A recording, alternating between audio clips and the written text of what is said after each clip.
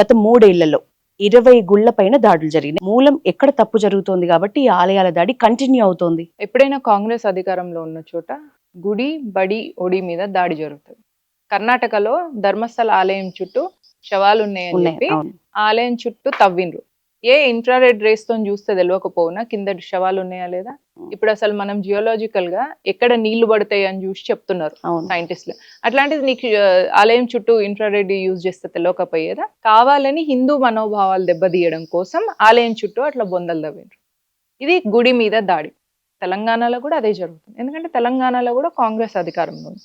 కాంగ్రెస్ ఏమంటుంది? కాంగ్రెస్ అంటే ముస్లిం, ముస్లిం అంటే కాంగ్రెస్ అని స్వయంగా కాంగ్రెస్ చీఫ్ మినిస్టర్ రేవంత్ రెడ్డి అన్నాడు. మరి అట్లా అన్న తర్వాత ప్రజలు తెలుసుకొని ఏం చేయాలి అంటే ఇట్లాంటి కాంగ్రెస్ నీచులను బుద్ధి చెప్పాలి వీళ్ళకు. ఎందుకంటే ఒక విదేశీ మహిళకు పుట్టిన పిల్లలు ఎప్పుడైనా కూడా విదేశీయులే ఉంటారు. సోనియా గాంధీ, ఆమె పేరు సోనియా గాంధీ అని పెట్టుకున్నంత మాత్రాన్ని ఇప్పుడు మనకు పెళ్ళైనప్పుడు పేర్లు మ్యాచ్ కాకపోతే మార్చేస్తాం. ఒరిజినల్ పేరు కూడా ఒకటి ఉంటది కదా. అట్లనే ఆమె ఒరిజినల్ పేరు యాంటోనియో మయోనో. ఎవడనాలి యాంటోనియో మయోనో అని అనరాదు కదా. అందుకనే సోనియా గాంధీ అని ఇందిరాగాంధీ పేరు పెట్టుకుంది కోడలికి. సో సోనియా గాంధీ అనే మహిళ విషకన్యను రాజకుమారుల మీద ప్రయోగిస్తారు. అట్లా రాజీవ్ గాంధీ అనే ఒక ప్రిన్స్ మీద, రాజకుమారుడి మీద, ఇందిరాగాంధీ కొడుకు మీద సోనియా గాంధీ అనే విషకన్యను ప్రయోగించడం మూలాన ఆమె మన దేశంలోకి వచ్చి దేశాన్ని హస్తగతం చేసుకోవాలనే ఇంటెన్షన్తో ఆమె ఇక్కడికి వచ్చింది.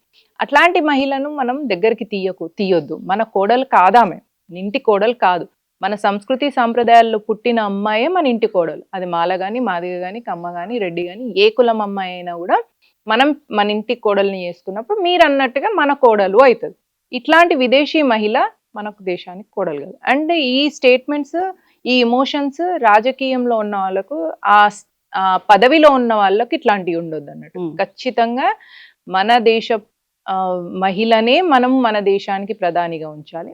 మన దేశ పగ్గాలు అన్ని కూడా వాళ్ళ చేతికే ఇవ్వాలి. కాబట్టి మనం 2004 నుంచి 2014 వరకు ఈ విదేశీ మహిళ చేతిలో కాంగ్రెస్ పార్టీని పెట్టడం వల్ల దేశం ఆర్థికంగా చాలా లోట్ అయిపోయింది. ప్లస్ భ్రష్ పట్టిపోయింది. ప్రజలలో కూడా లా అండ్ ఆర్డర్ మిస్ అయిపోయింది. ముస్లింలకు కూడా మైనారిటీ అపీజ్మెంట్ ఎక్కువైపోయి మీరు ఇందాక అన్నట్టు వాళ్ళకి సోషల్ ఇర్రెస్పాన్సిబుల్గా వాళ్ళు తయారైంది. కాబట్టి అన్నిటికీ సొల్యూషన్ ఏంటిది అంటే మన గుళ్ళ మీద దాడి జరగడానికి కూడా ఈ కాంగ్రెసే. కాబట్టి వీటన్నిటికీ సొల్యూషన్ కాంగ్రెస్ ముక్త భారత్, ఇప్పుడు కాంగ్రెస్ ముక్త తెలంగాణ.